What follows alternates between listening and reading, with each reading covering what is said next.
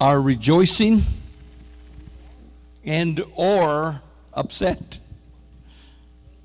They are rejoicing that Jerusalem,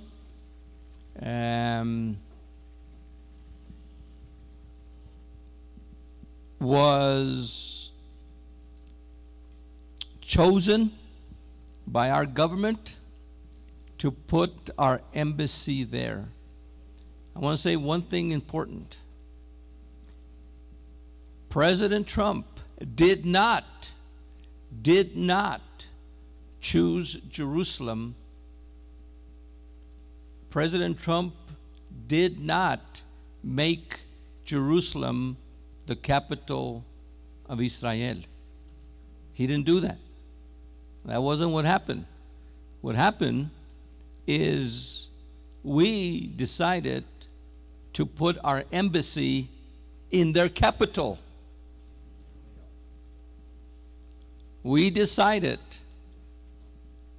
from 1950. Now think of it.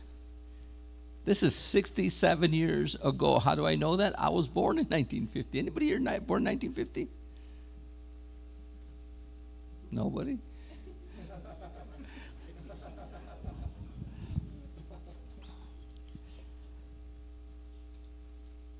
Think of it. In 1948, when Israel was declared a state, 2 years later, in 1950, Israel decided that Jerusalem was going to be their capital. And they moved the headquarters from Tel Aviv to Jerusalem. Where is the Knesset of Israel located at? Tel Aviv? No, Jerusalem. Where is the Supreme Court of Israel located at? In Tel Aviv? No, Jerusalem.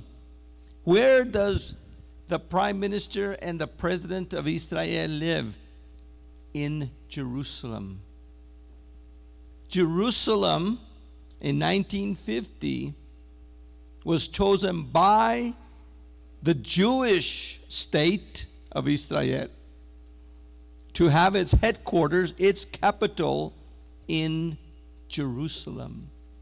So since 1950, 16 years ago, every nation of the world, we are late.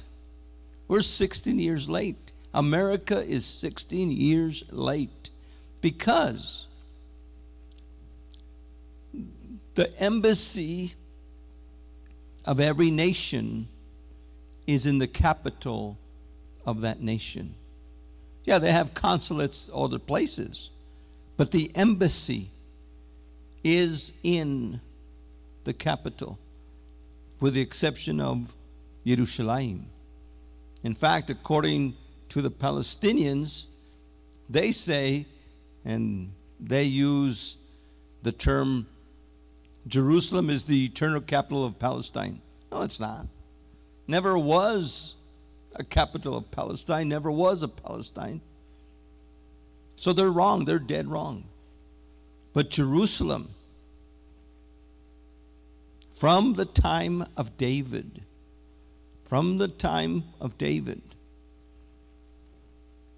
3,000 years ago, now we recognize that fact.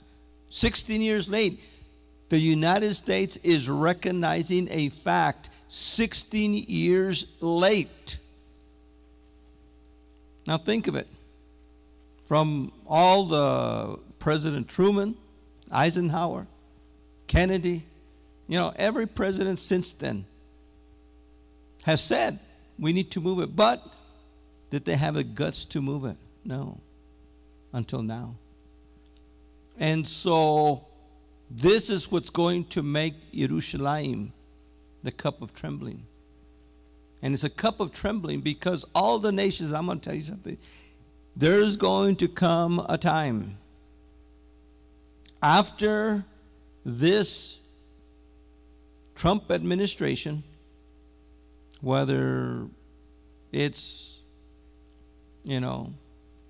4, 10, 20, 50 years from now, there's going to come a time when a United States administration is going to stand against Israel. That's a fact. That's prophecy. Every nation of the world will stand against Jerusalem at that time. We are blessed. We are blessed tonight that our country and our president has decided to bless Israel with this bold move. And it is a bold, bold move, because it goes against the face. It goes against the face of the Arab world, the Muslim Arab world. It goes against the face of liberals. It goes against the face of socialists, of fascists. It goes against the face of so many people that want peace but don't have the guts to fight for peace. And so we are blessed. Adonai says, bless Israel and you will be blessed. Curse Israel and you will be cursed. Tonight, everyone that is cursing Israel, you better be aware, because you have Yahweh, the creator of the universe, against you. But anyone who blesses Israel tonight on this bold move and says, I stand in agreement. And today, those of you that stand in agreement, just stand with me. If you don't stand in agreement, don't stand. But I stand for Israel today. This congregation stands for Israel today. And let us declare today, Israel is the eternal capital. Jerusalem is the eternal capital of Israel. In Yeshua's name. Amen. Woo! And like the little saying says, wherever we stand with Israel. In fact, we probably need to have an Israel rally here soon. Maybe even this coming Sunday.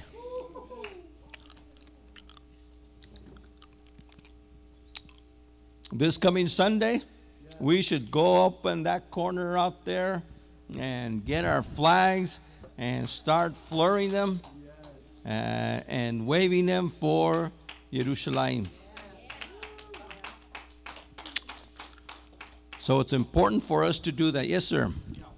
According to some rather credible reports, apparently new leader of new king of Saudi Arabia, who has been doing some pretty amazing stuff, has informed the Palestinians that they need to accept this and work with Israel for a peace solution that the Saudis are dictating, or they will replace the Palestinian administration. We really need to pray for brinkmanship at this time, that the Saudis, the Jordanians, the Syrians, the Iranians, all the different groups, the Hezbollah, the Hamas, all the different groups, that as in the days of old, in ancient times, where when the enemy came in like a flood, Adonai raised up a standard against them and defeated the enemy.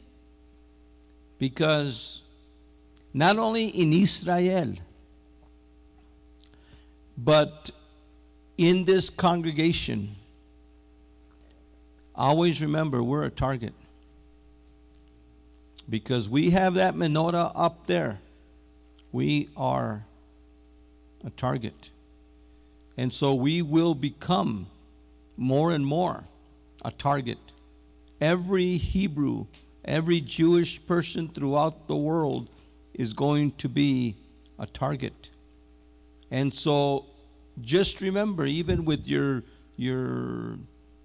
stickers, your cars on your stickers, always remember, we will be a target. Now, one thing I will not do is I was talking to a Jewish gentleman from the tactical shop, and we're talking. We will not bring down our menorah. We will not bring down. We will not come and do that, because I believe Adonai is calling us to stand and be bold. Let me tell you, our president was bold. We need to stand with his boldness, with the same boldness, and say, one of my wishes has always been to have a sign with a, one of those billboards that is always, like you could put messages or verses, and so that we could keep telling the world the boldness that we need to have in these last days, and announce to the world, we stand with Israel.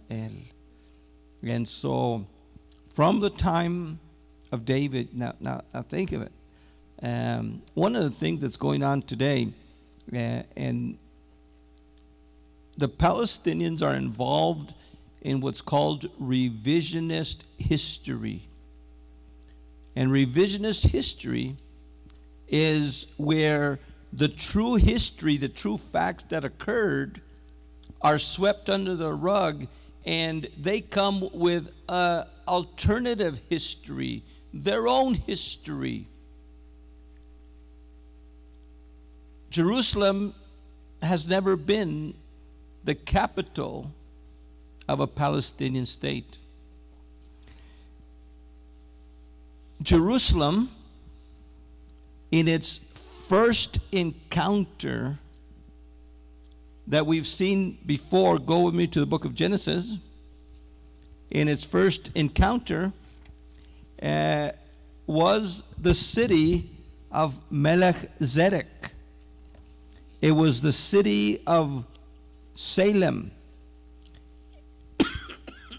And here in the book of Revelation, the book of Genesis, chapter 14, verse 17. When Abram came back after the defeat of Chedor Laomer and the kings who had been on his side, the king of Sodom came to meet him in the valley of Shaveh, that is the valley of the kings.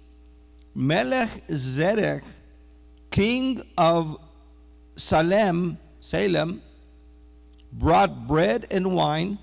He was a Cohen of Elohim Most High, El Elyon. And he pronounced this blessing. Blessed be Avram by Elohim Most High, creator of heaven and earth.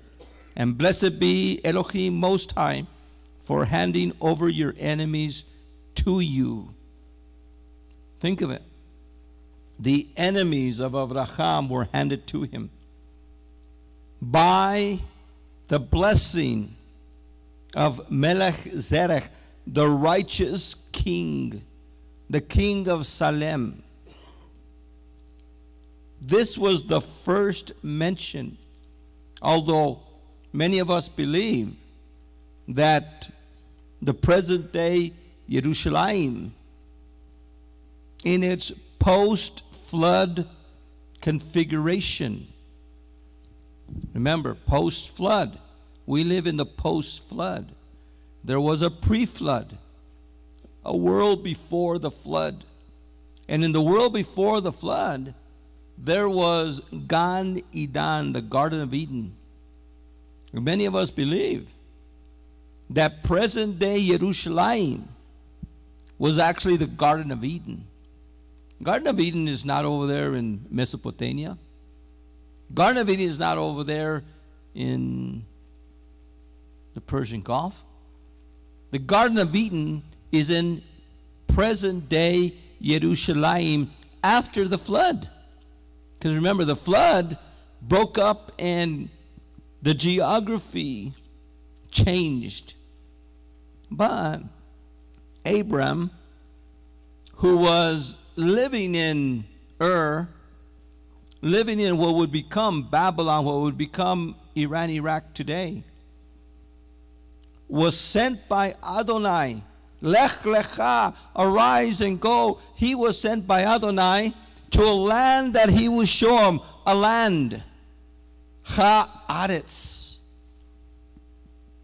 a land that Adonai, think of it, in the time of Abraham, right after the Tower of Babel incidents in that generations, and Noah, all the way to Adam, the direct ancestor of Abraham, through Noah and Shem. And he gave him a parcel of land. He gave him a piece of land. And here, on this day, Abram goes to the city of peace. Salem means peace. Peace. Yerushalayim, Yeru is the foundation. So Jerusalem actually means the foundation of peace. But the original name of Jerusalem is Shalom, peace, Salem. And this was the name under Melchizedek, who was a Cohen of Elohim Most High, who Elohim Most High, El Elyon, is the creator, Yahweh himself.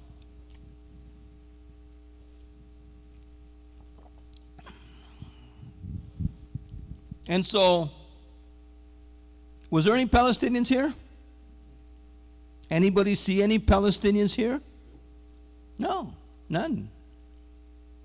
What's interesting is that we go a few chapters later. Go with me again to Genesis chapter 22. It happened sometimes later that Elohim put Abraham. By this time, the name Abram had been changed to Abraham, from exalted father to father of many. It happened sometimes later that Elohim put Abraham to the test. Avraham, Avraham, he called. Chineni, here I am. Take your son. Elohim said, your only son Isaac, not Ishmael, but your only son Isaac. And go to the land of Moriah. To the land of Moriah. The land of Moriah is the land north of Salem. Salem is the southern kind of a thumb sticking there from where the Temple Mount is. That little ridge is Salem. And the valley of Sheva, the valley of the kings, is right at the tip on the east side of what we call today the Moriah Ridge. But the land of Moriah is where the ridge goes higher and spreads out. And where the Temple Mount is now is the top of the Moriah Bridge, where Salem is the bottom of the Moriah Ridge. And so he goes to the top in what is today the Temple Mount.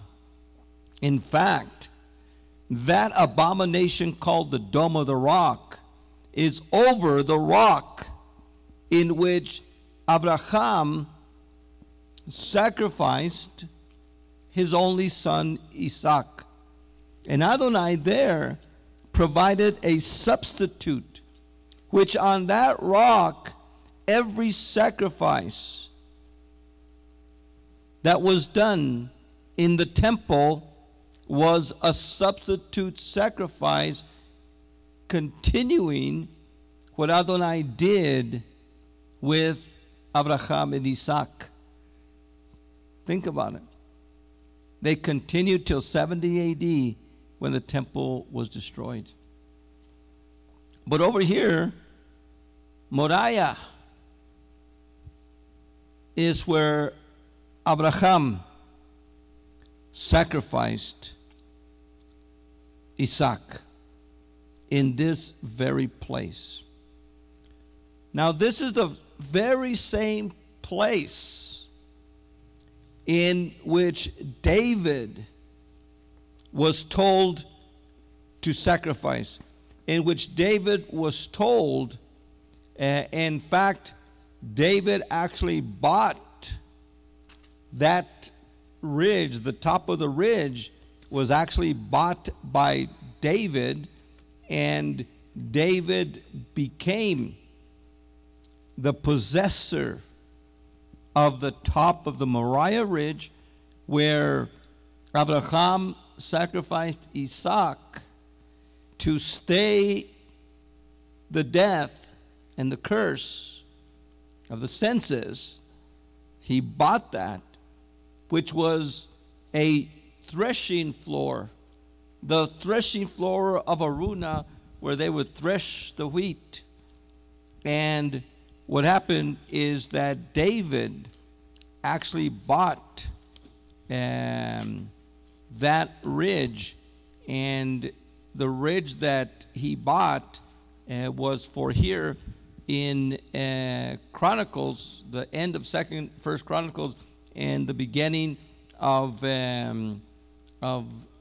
Second Chronicles, in chapter 5, when the ark is brought into the temple. And where was the temple?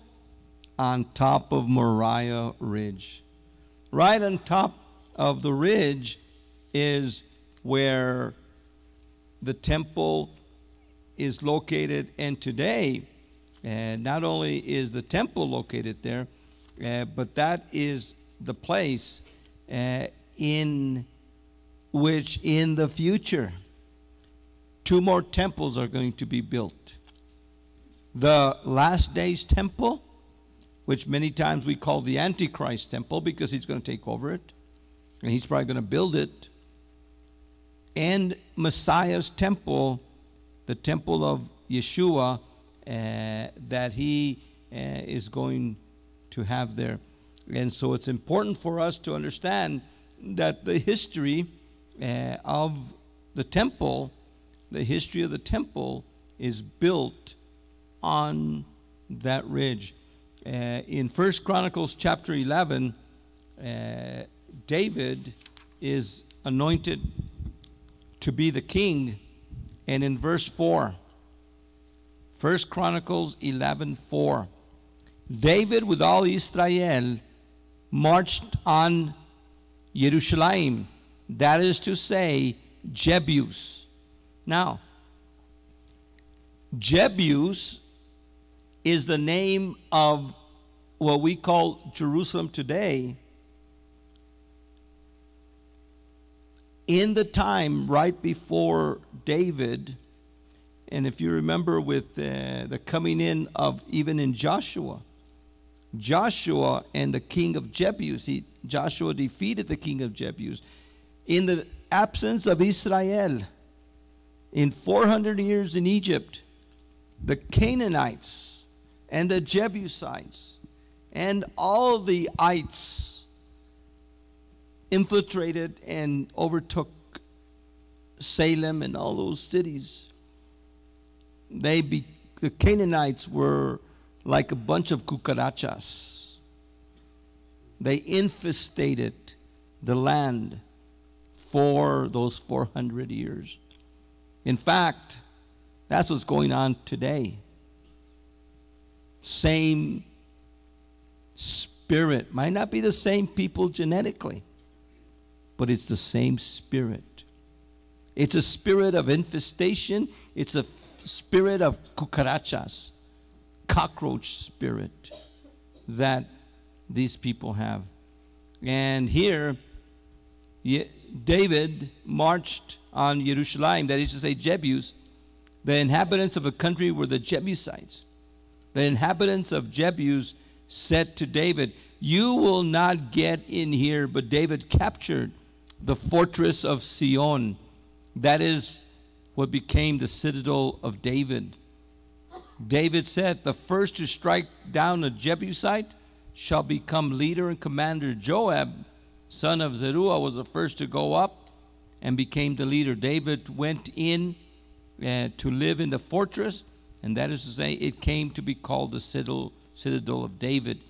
He then built the wall around the city and the Milo, as well as the surrounding wall.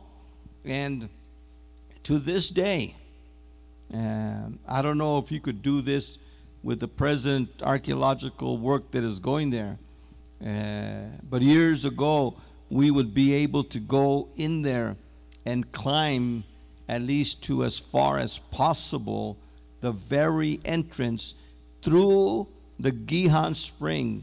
You've been there, right, James, before the archaeological park and all that thing, when it was just, in fact, for many years, that whole area was kind of taken care of by the Arabs. Arabs lived there. And several times years ago, I went there when there was always a Palestinian guard, right there at the entrance from the Gihon Spring, and it was locked. And you'd have to give him a little donation for him to open it up. And you could open it up and go in there. You were not allowed to go. There was the Israelis actually had a mesh there for a while, so that from the Siloam pool, which you could now do the trek, they would not allow you to go this way, and they would not allow you to go this way. You could only go from the Siloam pool to a certain place, and from the Gihon to a certain place. Now you could actually go and walk the Hezekiah's tunnel through there. Anybody walked Hezekiah's tunnel besides James? Okay, you walked Hezekiah's tunnel. And years ago, a Palestinian would be there, and several times, we gave him a donation so that he could open the door, and we could be able to go in there, and you could see the shafts. I believe those shafts, now that whole area is part of an archaeological garden. But David's men went in there, and David went in through the shaft, and this place is the place that Adonai has chosen for Israel. Let's go to a couple of more scriptures here. They moved the ark in chapter 15, verse 25. The ark is brought to Jerusalem. Was there any Palestinians in Jerusalem? No Palestinians there. It was just Canaanites, and then the Canaanites were destroyed, and David makes Jerusalem his capital. He chose Jerusalem, and again, read 1st and 2nd Chronicles there about David, and it's just so much for us to look at. In chapter 21, it says, Satan rose against Israel and incited David to take a census of the Israelites. Think of it. Satan incited David to take a census. A census should only be taken when Adonai says to take a census. Remember with Moshe in Torah, But it was Satan this time, not Adonai. Satan who incited David. And so they go from Dan to Beersheba, from the north to the south. How many have ever been from Dan to Beersheba? From the extreme north to the extreme south. You go from the top to the bottom, and he took a census.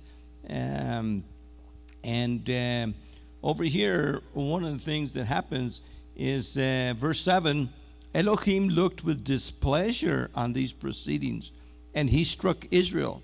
Then David said to Elohim, I have committed a grave sin by doing this, but now I beg your forgiveness for this fault. I have been very foolish.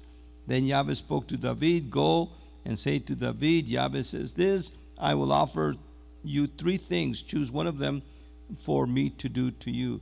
So Gad went to David and said, Yahweh says this, take your choice, 3 years of famine, 3 months of disaster at the hands of your enemies, with the sword of your enemies thrust in you, or the sword of Yahweh, and 3 days pestilence in the country.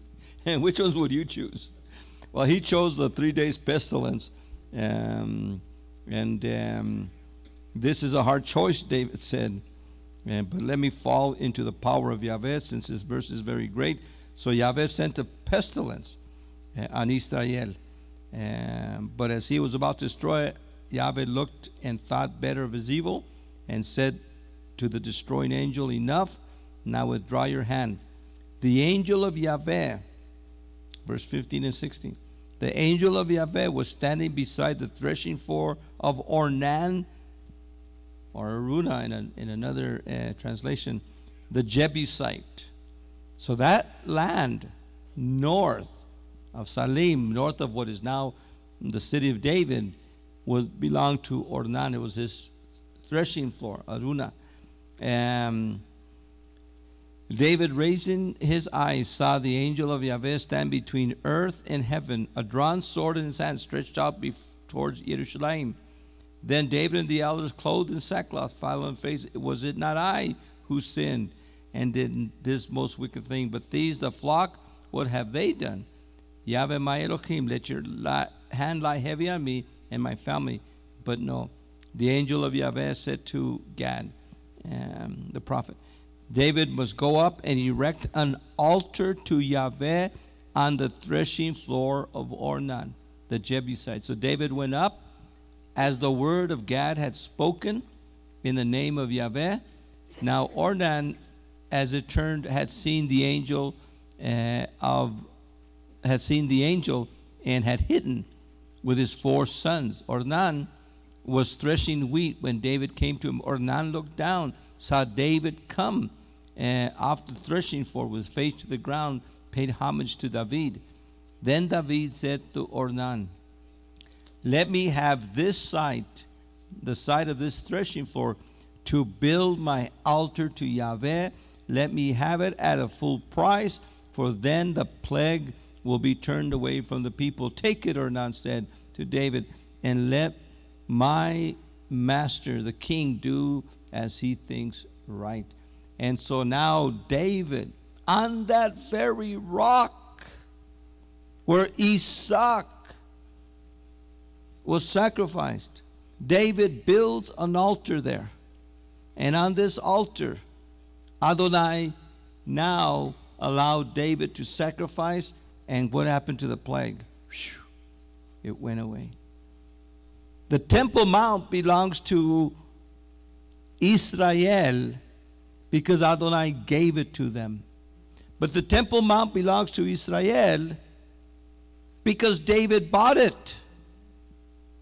And it is Melchizedek, who blessed Avram first in that very area. So this land has never had Palestinians, has never had Arabs. Yeah, there was Jebusites, Canaanites there before, but David defeated them. And look at this Jebusite, Ornan the Jebusite. What does he do? He bows down and pays homage to King David.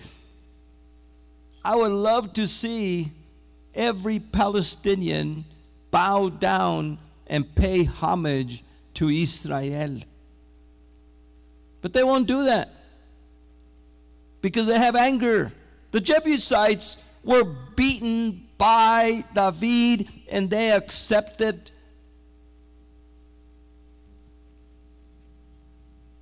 what the war, what the battle gave. They bowed down to David and to Israel. That land belongs to Israel. That land was Israel's. From the time of Abram, through Isaac, through Yaakov, to David. And from David, it is here, and let's go to 2 Chronicles now. And go to 2 Chronicles.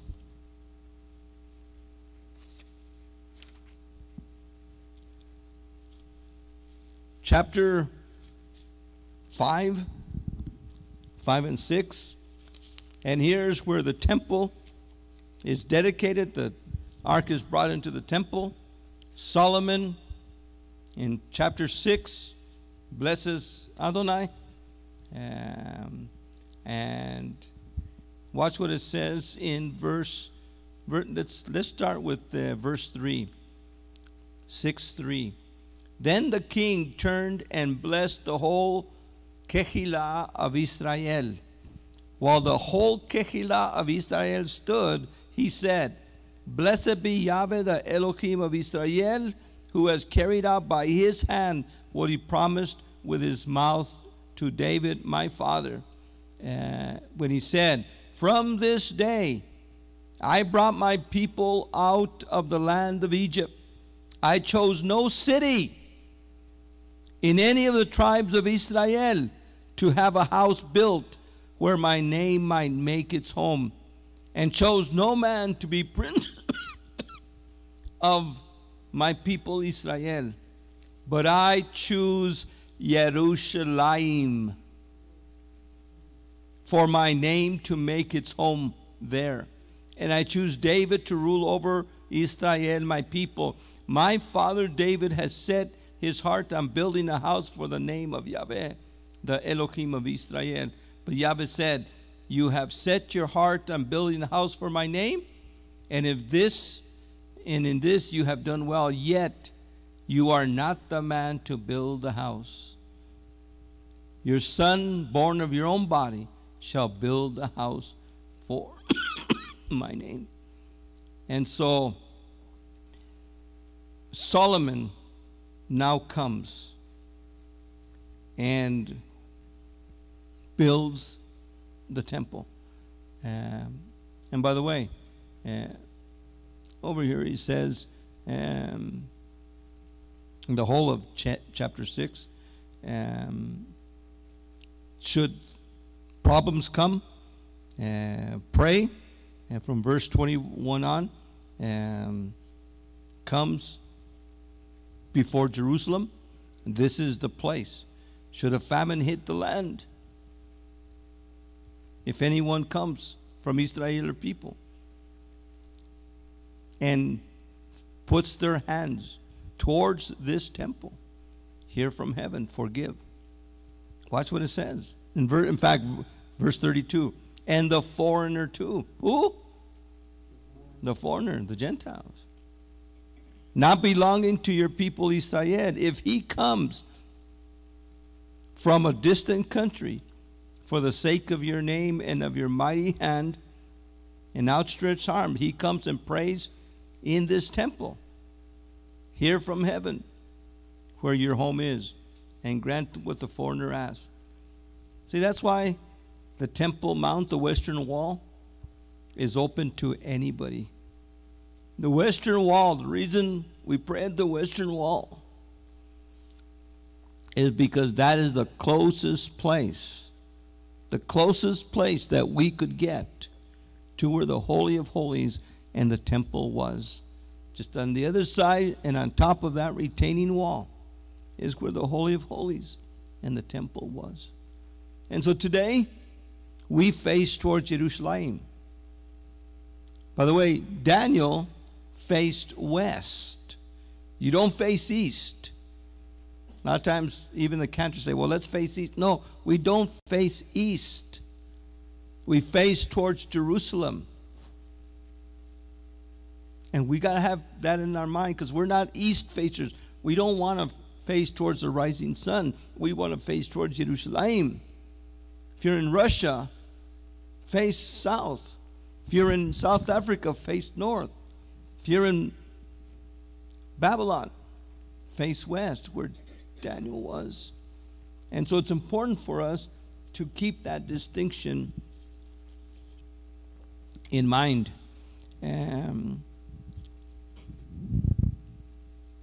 Watch what it says in verse 36. If they sin against you, for there is no man who does not sin.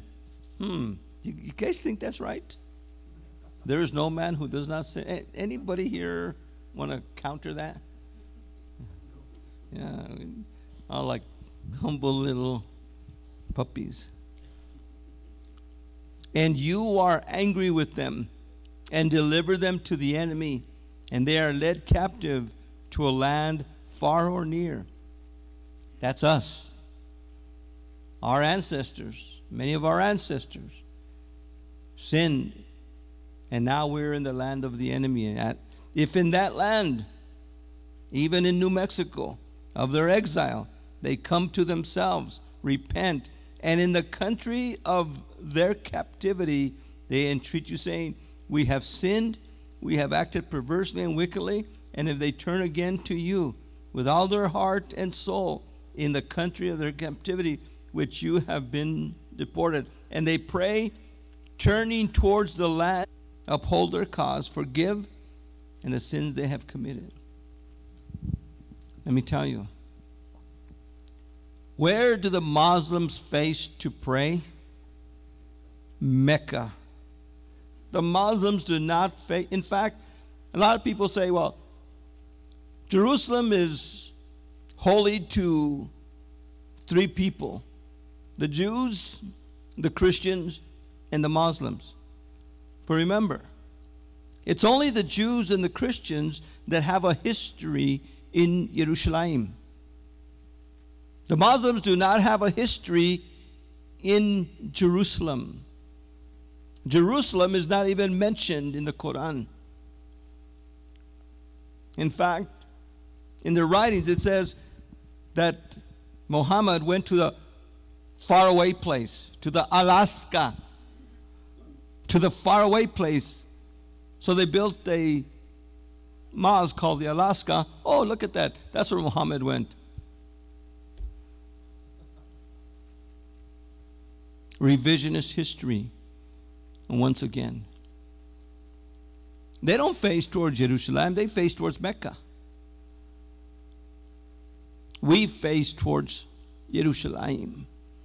In fact, every Christian from the Christian churches should also face towards Jerusalem, because Jerusalem is the city from Abraham to Yeshua and his apostles. It is the city of Messiah. Jerusalem belongs to Yeshua. Israel belongs to Yeshua. Jerusalem and Israel do not belong to the Jewish people, but it belongs to Yeshua the Messiah and those he chooses to give it. Well, let's go ahead and close here. And any questions before we close, or comments? Anything you guys want to share about what you think of what the bold move of our brave president today? Anything? Yes, sir. I have a question. It's not about our president. It's more about the flood. Okay? So my question is, where did the water go? If the water covered everything, the highest mountains, and it came from the heavens, and it's not in the heavens anymore, but it drained from earth, where did it go? when the sluices broke up, and I'll ask Kevin to answer this. He could probably answer this better than I can. But when the sluices broke up, the waters that were there opened up. But those sluices did not stay open. Afterwards, what happened to those sluices? All of a sudden, the continents drifted and the sluices got deeper, and all that water, as you could see from the Grand Canyon. The Grand Canyon did not took millions of years. It took, when those caverns were open, all the water went into those caverns. It went into the earth, inside the earth. Well, it went into what we call the oceans now. Because remember, there was no oceans that deep. There was one continent. And from that one continent, it split up. Well, when it split up, say the mountains weren't as high as they are now. And the oceans weren't as deep as they are now. And so what happened is there was a, as the mountains rose, what would have to rebalance that out? The sluices got deeper. What caused the mountains to rise? Well, the tectonic activity, the volcanic and earthquakes and all that caused, because remember, there was mountains, but we would say more like hills. By the way, when you see, you go to Hawaii, and I've been in some of those places. How Alaska, you go to these places and you see all the beauty. Africa, so much beauty. Remember, all the beauty we have is chaos. Those ridges, all that is chaos. Because what happened when the flood, everything was at peace. Everything was copacetic. There was mountains, but they were more like rolling hills. In fact, the whole world was green all around. There was no, like the Sandia Mountains. If you go to the top of the Sandia Mountains, the tip of the Sandia Mountains was down. And it rose this way. So if you go to the east side of the mountains, you are on what used to be flat ground. And you look at the mountain on this side, on the west side, all that used to be underground. And that came up. In fact, there are rivers underground. There is so much water underground that there's actually rivers of water flowing, aquifers everywhere. But I'll give Kevin time to answer. He probably has a better explanation than myself. So go ahead, Kevin. I don't really have, I can't really speak to the geology or geography. I would simply say that what happened was there was an equilibrium that was disturbed, and that collapsed, and then everything was sloshing around, and then it came back into a new equilibrium, which allowed for the land and the ocean. Mm-hmm. I don't know the details, but basically, when something is in a configuration, it tends to stay there if it's fairly stable, and if it gets pushed out of it, then it will fall into a new one, and then that will be the new stable one. Yeah. So that's what it sounds like to me. Yeah. And remember the poles. The poles used to be green.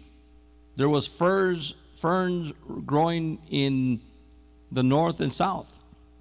So all that ice that is in the north and south is part of the water. And remember, when it rains and snows, water is taken from the oceans, and of course, because of the north and south, because of the temperature, that far away from the sun. Even think of it, just a little bit of even the tilt of the earth between summer and winter. Think of it, just that little tilt changes our temperature just a little bit. And think of all the accumulation of water that the North and South Pole have, which at one point in time, think of the South Pole. Whether there is a continent underneath or it is just a lot of the water, that's a lot of water. So I had the privilege of listening to a gentleman years ago. This was back at Hal Lindsey's, guy by the name of Henry Morris. I don't know if he's passed away or what, but I did buy at that time when I heard him, and he brought his book called The Genesis Flood. And so I, for many years, I still remember a lot of what he taught us. And of course, many of you have heard recently Ken Ham and some of those things. Now, some of them, some of the creationist scientists are theo-evolutionists, meaning that God used evolution, but there are plenty of what we call creationists that believe in a 6-day creation, believe that the flood and everything that we see, the chaos, everything that we see today is the result of the flood. So you're saying a sluice is when the continents crash and the mountains rise, and then... No, a sluice is when the first continent, if you look at the east side of the Atlantic and the west side, or the west of European Africa and the east slopes of South America, that used to be one. And there is a mid-Atlantic ridge. It's called the Middle Atlantic Ridge. And that's the sluice that actually opened up as a crevice where waters that were underground came up also. But as the tectonic plates started moving apart and the Americas started, in a sense, floating this way, all that area between here and here is where the waters that were already there started, and again, it got deeper. So it's the splitting of the one singular... The tectonic plate, yeah. Right. This sluice or this cavern. Mm-hmm. Okay. By the way, there's some really good, I got several really good books on that. Like Kevin, I'm not an expert on that. It's just what I've studied and what I've heard, what, some of my professors have taught me. Yes, sir. Brent gave a real good teaching. Oh, in fact, you know what? Okay, you got, that's Brent, before he passed away, did a DVD, and I was just looking at one of them the other day that he had made, but yeah, he had a good teaching on that.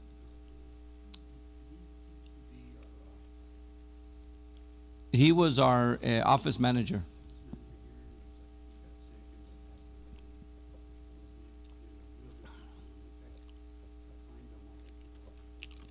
By the way, Henry was emptying out his I guess the black spray for the winter, because he can't keep it in the truck. So he sprayed all the parking lot black, and then put new lines, new striping. Also, he added more stars. Always remember, those stars are for Dennis. He added one for my mom. He added one for Brent, and he added one for no, he had done one for Brent last time. This time was Arturo's wife and Barbara. He added 3 more stars this time. So every time you look at a star out there, a Star of David, a Magen David, it is in remembrance of one of our members that has gone home to be with Adonai. So choose the one for Dennis or Vera, and for Alvida, and my mom, Brent, Rocky, and who else? And I guess that was it. Yeah, that was it. Okay, anybody else? Well, be careful, especially with people you know that they know that you are Jewish, know that you are Messianic. We are going to be implementing some new safety procedures here. One of the things that we are not going to be doing is we're not going to have open carry of anybody. Is not going to be allowed to open carry unless they have this badge. This is the only authorized badge here at the Kehila, and so everyone that opens carry has to have one of these like that. You guys know, and we know who that is. Anyone could carry concealed, and those of you that have permits, you're allowed to carry concealed. Just let us know, so if we need to, we could call on you.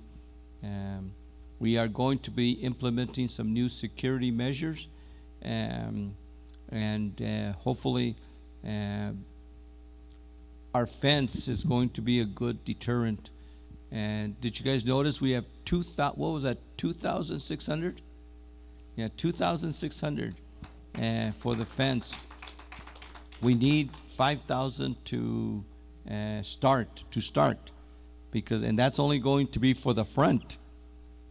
5,000 for the front. This is going to be another thing.